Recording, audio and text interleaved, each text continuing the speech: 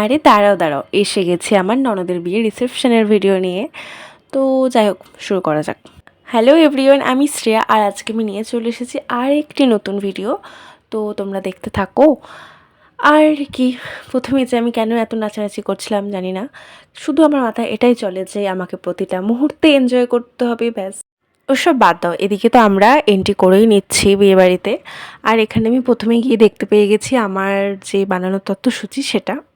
তারপর এখানে তো ননদিনীকে দেখো কত না মিষ্টি লাগছে, সেটাই ওকে আমি বলছিলাম।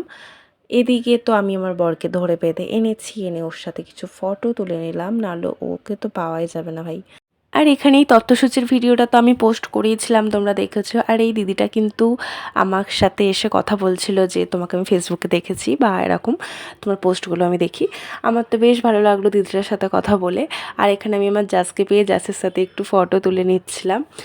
আর তারপর আর কি বেশ মজাই করলাম, আনন্দে কাটলো সন্ধেটা। আর এই যে এতক্ষণে আমি আমার শাশুড়িমাকে পেয়েছি, তা একটু ধরে বেঁধে ভিডিও করে নিচ্ছিলাম।